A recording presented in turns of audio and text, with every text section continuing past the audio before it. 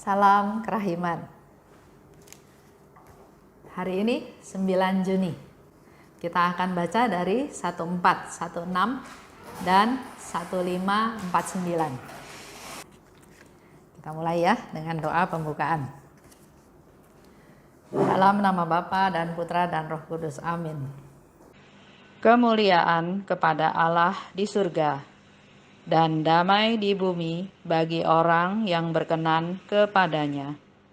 Kami memuji Dikau, kami meluhurkan Dikau, kami menyembah Dikau, kami memuliakan Dikau, kami bersyukur kepadamu karena kemuliaan-Mu yang besar. Ya Tuhan Allah, Raja Surgawi, Allah Bapa yang Maha Kuasa. Ya Tuhan Yesus Kristus, Putra yang Tunggal. Ya Tuhan Allah, Anak Domba Allah, Putra Bapa. Engkau yang menghapus dosa dunia, kasihanilah kami. Engkau yang menghapus dosa dunia, kabulkanlah doa kami. Engkau yang duduk di sisi Bapa, kasihanilah kami. Karena hanya Engkaulah kudus, hanya Engkaulah Tuhan, hanya Engkaulah Maha Tinggi, ya Yesus Kristus, bersama dengan Roh Kudus dalam kemuliaan Allah Bapa. Dalam nama Bapa dan Putra dan Roh Kudus. Amin. 1416. Ketika semua indraku kembali berfungsi, hatiku menjadi luar biasa tertarik kepada ketiga keutamaan ini, dan aku mengamalkannya dengan setia. Keutamaan-keutamaan itu seolah-olah terukir di dalam hatiku. Hari ini merupakan hari yang penting bagiku. Sepanjang hari ini, aku seolah-olah tinggal dalam kontemplasi yang tanpa henti. Pemikiran mengenai rahmat ini menarik aku lebih jauh ke dalam kontemplasi. Dan sepanjang seluruh hari, aku terus berada dalam doa syukur yang tak pernah berhenti, sebab setiap kali memikirkan rahmat ini, hatiku selalu kembali membenamkan diri dalam Allah.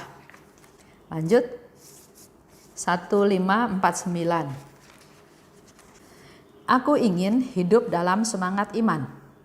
Segala sesuatu yang muncul dalam perjalanan hidupku, ku terima sebagai sesuatu yang dikehendaki oleh Allah yang penuh kasih, yang sungguh menginginkan kebahagiaanku. Maka segala sesuatu yang dikirimkan Allah kepadaku akan kuterima dengan patuh dan penuh syukur. Aku tidak akan memperhatikan suara alam dan bisikan-bisikan cinta diri. Sebelum setiap kegiatan yang penting, aku akan merenung sejenak untuk menyelidiki apa hubungan kegiatan itu dengan kehidupan kekal, dan apa yang barangkali menjadi alasan utama aku melakukannya. Apakah itu demi kemuliaan Allah, atau demi kebaikan jiwaku sendiri, atau demi kebaikan jiwa-jiwa orang lain? Kalau hatiku menjawab positif, aku tidak akan goyah dalam melaksanakan tindakan itu. Tidak peduli apapun halangan atau pengorbanan yang menghadang. Aku tidak akan gentar meninggalkan keinginanku sendiri. Cukuplah bagiku kalau aku tahu bahwa hal itu menyenangkan Allah. Di lain pihak, kalau aku tahu bahwa tindakan itu sama sekali tidak selaras dengan apa yang sudah kusebutkan, aku akan berusaha meningkatkannya ke tahap yang lebih luhur dengan mendasarinya dengan maksud yang baik. Dan kalau aku tahu bahwa sesuatu mengalir dari cinta diri, aku akan langsung membatalkannya sejak awal. Itu yang kita mau bahas. 1416 itu lebih membahas bicara tentang persekutuan, persatuan dengan Allah. Sedangkan di 1549 bicara tentang keputusannya Suster Faustina. Ketika indraku kembali berfungsi, tertarik pada 3 keutamaan. 3 keutamaan yang dimaksud itu adalah kerendahan hati, kemurnian, dan kasih akan Allah. Ini keutamaan Suster Faustina. Tapi buat kita juga, kita boleh punya keutamaan yang sama. Kerendahan hati. Yang rendah hati itu yang disayang sama Tuhan. Rahmat mengalir kepada mereka yang rendah hati. Kemurnian. Kita juga mau suci, kita juga mau dimurnikan oleh Tuhan. Ya. Dan kasih akan Allah. Memang ada firman-Nya. Kasihilah Allah Tuhanmu dengan segenap hatimu, segenap kekuatanmu, segenap akal budimu. Ya. Jadi 3 keutamaan ini, Suster Faustina katakan, aku sangat tertarik dan mengamalkannya dengan setia. Kerendahan hati, kemurnian, dan kasih akan Allah. Sepanjang seluruh hari, aku seolah tinggal terus berada dalam doa syukur. Sepanjang seluruh hari, aku seolah tinggal dalam kontemplasi tanpa henti. Karena dipenuhi dengan rasa syukur, dengan niat-niat tersebut, dia bilang seolah-olah sepanjang hari itu dia kayaknya ada dalam kontemplasi. Aku terus-menerus berdoa dalam doa syukur yang tak pernah berhenti. Coba ya kita praktekkan, nggak usah sehari lah. Coba dalam 1 jam kita penuhi waktu tersebut dengan rasa syukur. Apapun yang terjadi syukuri. Ya, coba kita praktekkan. Kalau kita bisa terus bersyukur, yakin, percaya bahwa kita itu ada dalam persekutuan dengan Allah. Melihat apa saja, mengalami apa saja, ungkapkan dengan bersyukur. Ya. Setiap memikirkan rahmat ini, kata Suster Faustina, hatiku selalu kembali dibenamkan dalam Allah. Di setiap kita ingat, kita merasa kita dibenamkan dalam Allah. Coba kita lihat ya di diary nomor 45.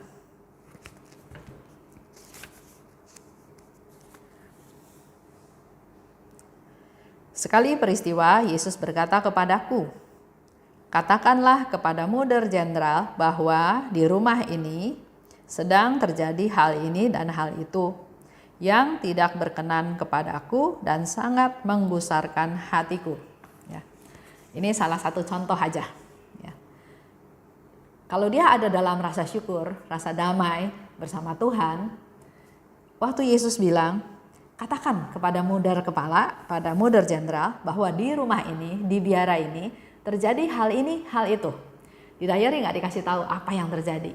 Ya. Tapi yang pasti Yesus bilang, tidak berkenan kepadaku. Sangat menggusarkan hatiku. Nah, Suster Faustina diminta oleh Yesus untuk ngomong sama Mother Jenderal. Kasih tahu Mother Jenderal. Faustina pikir siapa saya? Pangkat saya suster juga suster rendahan, bukan yang punya pangkat tinggi. Jadi dia mempending, dia nggak mau ngomong sama Mother Jenderal. Akibatnya apa? Akibatnya di sini disebutkan, tetapi ketidaknyamanan itu terjadi dalam hatiku. Dia merasa gelisah, merasa nggak nyaman karena Yesus suruh sesuatu dan dia nggak lakukan. Tapi kalau dia lakukan, dia takut ditegur. Sok tahu, sok ngatur, nggak terbukti, banyak hal ya yang ada kekhawatiran, ketakutan. Tapi karena dia nggak merasa damai dalam hatinya, akhirnya dia bilang, saya nggak mungkin tunggu lebih lama lagi. Saya harus ngomong. Ya, ini juga satu refleksi buat kita. Kalau kita merasa nggak damai, pasti ada sesuatu yang nggak beres. Jangan didamai-damaikan. Enggak, saya damai. Contoh ya, waktu itu ada satu ibu cerita, dia bilang saya damai. Tapi kandungan ceritanya itu bukan kandungan damai. Kandungan ngomel, kandungan marah, kandungan kesel. Ya contohnya ya, dia bilang suami saya itu nggak kerja. Udah nggak kerja, bukannya bantuin beres-beres di rumah, tapi malahan ngomel, tidur-tiduran aja, merongrong anak. Terus saya bilang, kamu tuh sebetulnya ada damai nggak? Oh saya damai. Saya bilang, iya, tapi dari ceritanya kamu tuh nggak ada dalam damai. Karena kalau orang ada dalam damai, pasti dia nggak bisa ngomel. Ada dalam damai itu berarti ada Tuhan di dalam diri kita. Nggak bisa ngomel. Nah, di situ dia nggak terima waktu dikasih tahu kayak gitu. Enggak, pokoknya saya damai. Ya sudah, nggak bisa dipaksa kan? Damai itu kan nggak bisa dipaksa. Tapi damai itu adalah yang dilihat, ya. Misalnya Yesus bilang, bawa damai. Nah, gimana kita membawa damai kalau kitanya aja nggak damai? Dan orang kan bisa lihat damai atau nggak damai yang ngomong itu, ya. Setelah sekian lama, akhirnya dia baru bisa terbuka. Dia bilang, iya, sebetulnya damai saya cuma di mulut. Mau nyenengin saya aja bahwa saya ini damai. Tapi sebetulnya hati saya nggak ada damai. Gimana bisa damai? Lihat suami gini, lihat anak gini, lihat kehidupan gini, nggak bisa. Akhirnya saya bilang, damai itu bukan dipengaruhi atau bukan karena situasi. Damai itu dari kitanya sendiri. Coba sekarang mindsetnya berubah, ya. Coba cari damai. Damai bisa berpikir seperti ini. Suami males, suami nggak kerja. Kalau saya jadi kamu, saya kan bilang, ya lumayan lah, suami nggak kerja tapi dia nggak sakit, jadi nggak nyusahin saya. Ya lumayan lah, suami malas di rumah, kalau dia foya-foya di luar, utang di luaran, bikin bisnis ini, bikin bisnis itu, bikin utang tambah banyak, saya yang pusing. Jelas ya? Jadi ayo pikirkan hal yang positif. Terus saya bilang lagi, kamu kasihan nggak sama suami kamu kalau kamu nggak kerja? Kalau dia nggak kerja? Enggak, dia malas. Coba tukar posisi. Kamu sebagai suami, pertama istrinya kerja, banting tulang. Si suami mau kerja pasti ya, tapi nggak ada yang kasih kerjaan karena mungkin umurnya sudah tua. Dia kalau keluar rumah bisa dengan kepala tegak nggak? Dia pasti kepalanya tertunduk, malu sama tetangga. Kok istrinya kerja, kok suaminya nggak kerja? Makanya dia nggak keluar pagi-pagi. Karena kalau pagi-pagi itu takut ketemu tetangga. Dia keluarnya agak siang. Syukur-syukur nggak ada tetangga yang lihat dia. Sehingga nggak ada yang nyapa dia. Dan dia nggak perlu ngomong ke kiri ke kanan. Bisa, saya bilang bisa terima nggak pemikiran itu? Akhirnya dia bilang, ya benar juga ya. Iya, yang nggak kerja itu lebih stres daripada yang kerja. Jadi bersyukurlah. Syukuri. Dia nggak merongrong kamu lebih daripada yang keadaan sekarang. Sekarang usaha kamu tetap jalan kan? Rumah tangga kamu jalan kan? Kebutuhan kamu terpenuhi kan? Syukuri aja. Syukuri dia nggak sakit, syukuri dia nggak foya-foya di luaran, syukuri dia nggak bikin bisnis ini itu yang belum tentu berhasil. Syukuri ya. Oke, lanjut. Jadi di sini Suster Faustina akhirnya nggak bisa, saya nggak damai, saya harus ngomong. Ya, akhirnya di situ dikatakan, dan aku langsung menulis kepada Muder Jenderal, dan setelah dia menulis, dia katakan, dan damai kembali ke dalam jiwaku. Jadi kadang Yesus suruh Faustina sesuatu, kalau kita mau gampangnya kan, Tuhan Yesus jangan suruh yang susah-susah lah, suruh yang enak-enak aja. Tapi kan kita nggak bisa bilang begitu. Yesus suruh, tugasnya dia melakukan ketaatan. Akibatnya dimarahin, akibatnya nggak dipercaya, akibatnya nanti dihukum, itu urusan yang berikut. Tapi yang dilakukan adalah yang penting buat saya harus punya damai. Jadi dia tulis surat ke Muder Jenderal dan nggak diceritain hasilnya apa.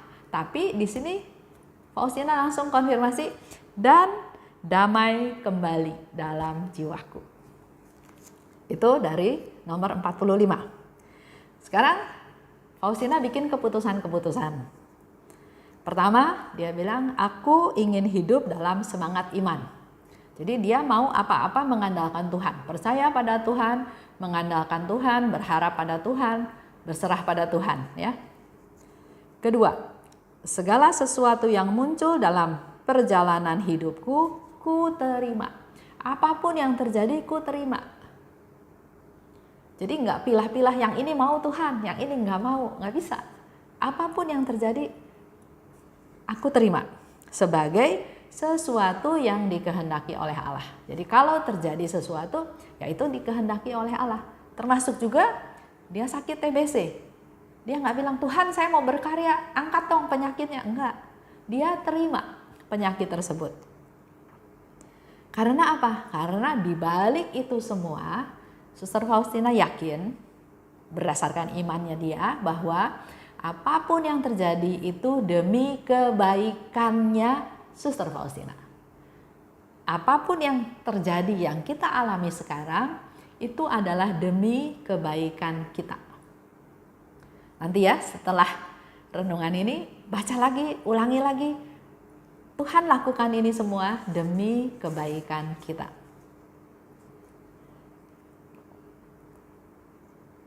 Itu cerita yang tadi tentang Yesus bilang ya, bahwa ada sesuatu yang harus disampaikan. Selanjutnya, Suster Faustina bilang, saya nggak akan memperhatikan suara alam dan bisikan-bisikan cinta diri. Kita kalau peka atau kalau dengar, kadang-kadang ada bisikan cinta diri. Udah santai aja, besok juga bisa kok, masih ada waktu.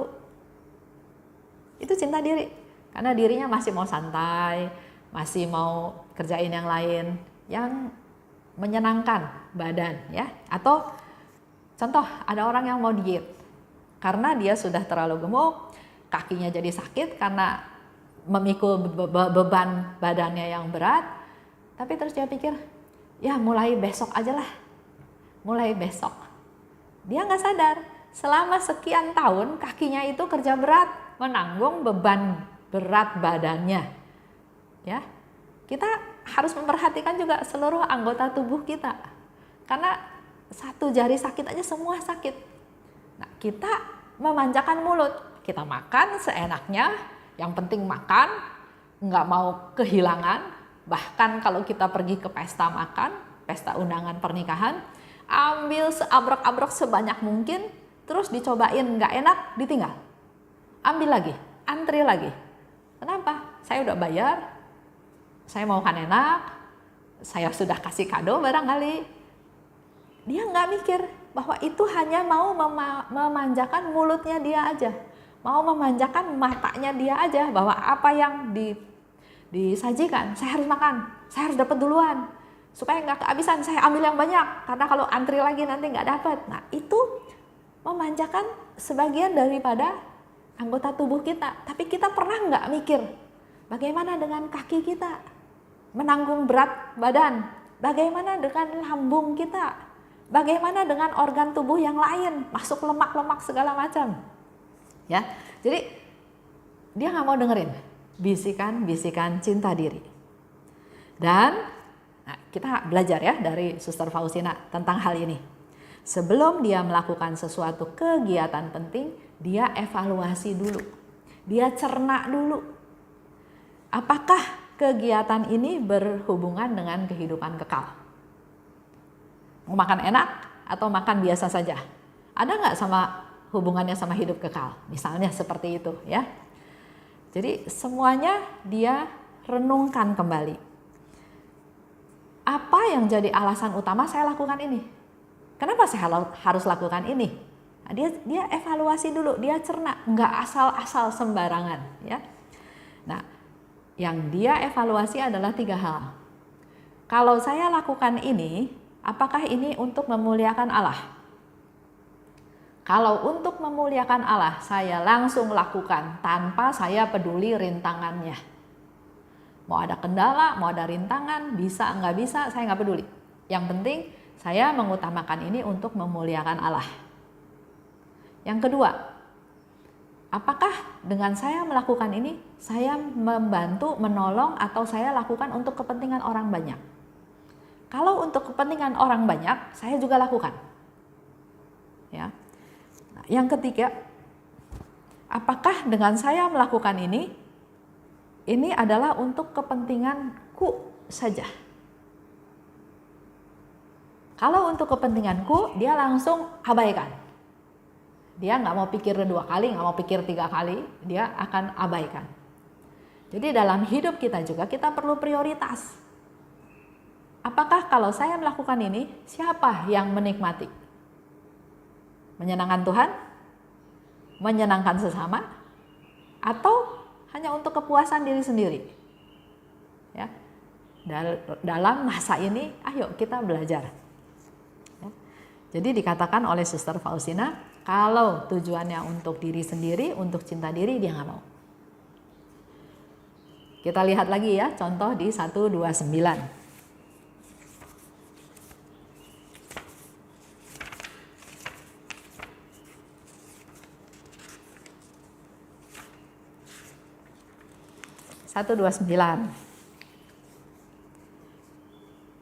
Saya ingin semua nomor di diary ini kita bisa bahas, walaupun secara permenungan, intisari atau pencerahan yang kita dapat mungkin berbeda-beda. Mungkin sekarang cuma dapatnya seperti itu atau bahkan tidak dapat apa-apa. Tapi ayo kita bahas sama-sama ya. 129. Ada Muder marah-marah. Marah-marah merendahkan aku. Suster Faustina udah sering menderita ya. Sudah sering dihina, diinjak-injak. Tapi yang kali ini dia bilang sama Tuhan, aduh Tuhan, saya kayaknya udah nggak tahan nih dengar omelannya si Muder ini, ya. Karena Muder itu marah-marah, merendahkan aku dan lihat yang dikatakan oleh Muder. Hei manusia aneh, histeris dan pelihat, keluar dari kamarku, aku tidak mau tahu suster lagi.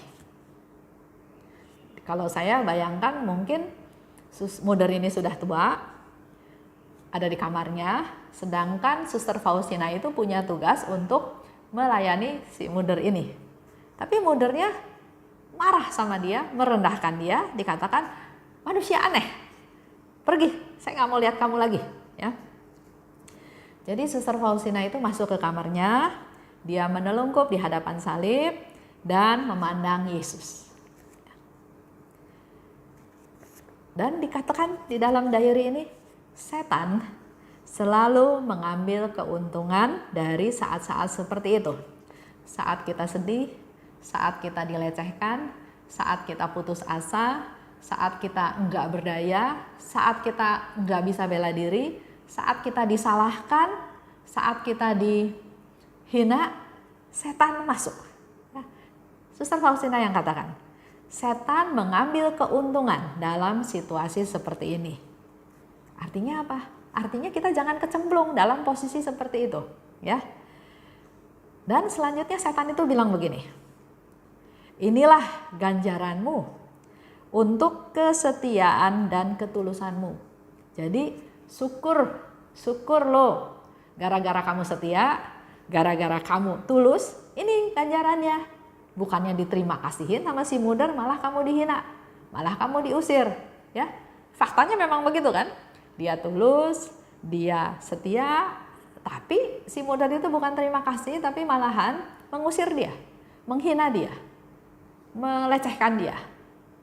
Setan bilang, itu ganjaran kamu setia, kamu tulus, ya. Nah, di situ Faustina bilang juga ke Yesus, Yesus, saya kayaknya nggak bisa melangkah lagi. Saya nggak bisa melayani si Muder itu lagi. Saya takut. Karena dia udah diusir sama Muder, kalau dia masuk lagi ke kamar itu, kemungkinan besar kan dia diusir lagi. Jadi Suster Faustina bilang, saya takut. Yesus bilang, jangan takut. Aku menyertai kamu. Ya, jangan takut. Aku menyertai kamu. Jadi pada waktu kita gelisah, kita susah, kita cari Tuhan, kita doa, bukannya malah ngomel cerita ke teman-teman yang lain, gue dijahatin loh, gue dihina loh, gue diusir loh. Nggak ada gunanya cerita sama teman seperti itu. Datang pada Yesus, cerita sama Yesus, dan Yesus katakan, jangan takut, aku menyertai kamu. Kemudian Suster Faustina sadar, dia katakan, aku sadar, aku tidak boleh menyerah, ya. Dalam kesedihan ini aku tidak boleh nyerah. Aku harus keluar sebagai pemenang. Timbul kekuatan yang baru, Akhirnya dia keluar kamar, ya, dan dia bilang, saya berani untuk menderita. Artinya dia akan masuk lagi ke kamar si mundur itu. Mungkin bakal dimarahin lagi, mungkin bakal dihina lagi, tapi dia sudah dapat kekuatan yang baru dan dia bilang, saya berani untuk menderita. Jadi ada hal yang kita mengalami sesuatu, kita datang pada Tuhan, kita dapat kekuatan pada Tuhan, dan kita menjadi manusia yang baru, yang punya kekuatan, berani untuk menderita, berani untuk dihina, berani untuk diusir. Kurang lebih seperti itu. Baik, kita akhiri pertemuan pada hari ini dengan doa ya.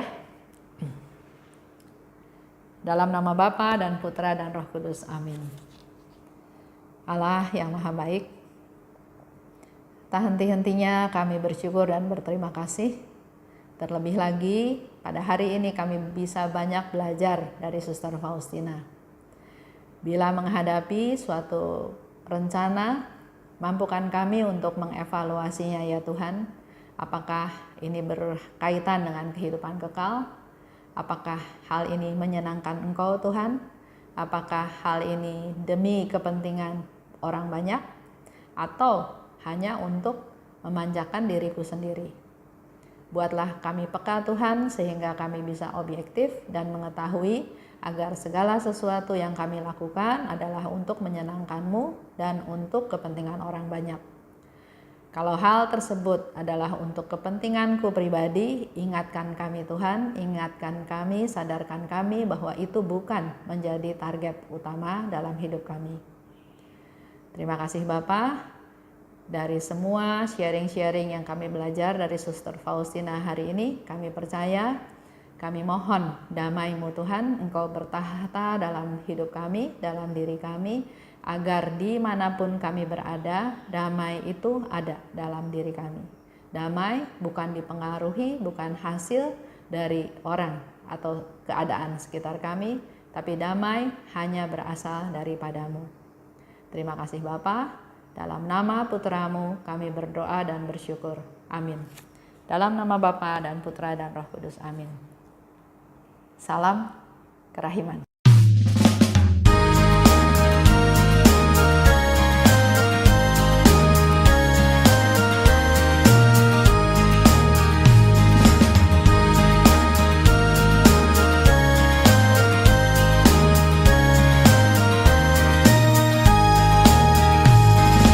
Berbahagialah jiwa yang menyerukan kerahiman Tuhan.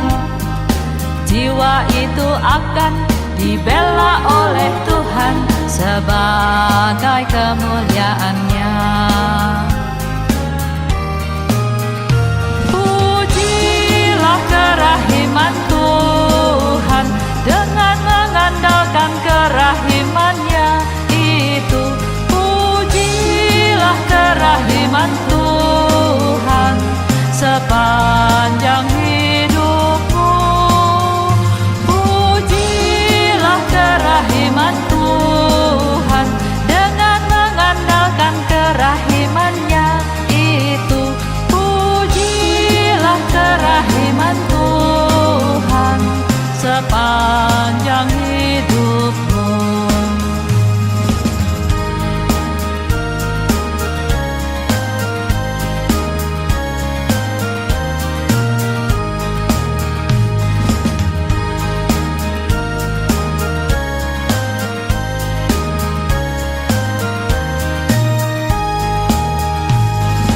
Berbahagialah jiwa yang menyerukan kerahiman Tuhan. Jiwa itu akan dibela oleh Tuhan sebagai kemuliaan-Nya. Pujilah kerahiman Tuhan dengan mengandalkan kerahiman-Nya itu. Pujilah kerahiman Tuhan sepanjang hidupmu. Pujilah kerahiman Tuhan